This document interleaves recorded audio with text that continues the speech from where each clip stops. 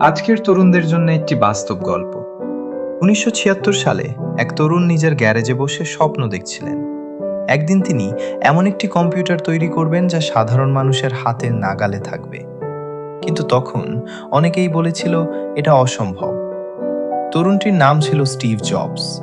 তার কাছে বড় কোনো অফিস ছিল না, ছিল না কোটি কোটি টাকা, ছিল শুধু একটা স্বপ্ন, আর সেই স্বপ্ন পূরণের সাহস।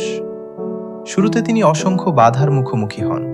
এমনকি যে কোম্পানি তিনি নিজে গড়েছিলেন সেই কোম্পানি থেকেই একসময় তাকে বের করে দেওয়া হয়। ভাবুন তো, নিজের তৈরি প্রতিষ্ঠান থেকে বের হয়ে যেতে হলে একজন মানুষের কতটা কষ্ট হতে পারে। কিন্তু স্টিভ জবস হার মানেননি। তিনি আবার নতুন করে শুরু করলেন।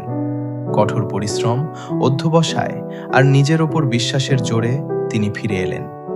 পরে সেই কোম্পানি বিশ্বের অন্যতম সফল প্রযুক্তি প্রতিষ্ঠান হয়ে ওঠে, অ্যাপল ইনক। আজ কোটি কোটি মানুষ আইফোন, আইপ্যাড এবং ম্যাকবুক ব্যবহার করছে। কিন্তু এই সাফল্যের শুরু ছিল একটি ছোট গ্যারেজ আর একজন তরুণের বড় স্বপ্ন থেকে। বন্ধুরা, জীবনে ব্যর্থতা আসতেই পারে। মানুষ আপনাকে নিয়ে হাসতে পারে, আপনার পরিকল্পনা নিয়ে সন্দেহ করতে পারে। কিন্তু মনে রাখবেন, অন্যের সন্দেহ আপনার ভবিষ্যৎ নির্ধারণ করে না। আপনার স্বপ্ন যত বড়ই হোক না কেন, আজ থেকেই কাজ শুরু করুন।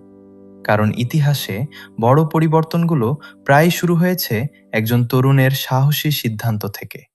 মনে রাখবেন, আপনি আজ যেখানে আছেন সেটাই আপনার শেষ গন্তব্য নয়। হয়তো আপনার সাফল্যের গল্পটাও এখন লেখা শুরু হচ্ছে।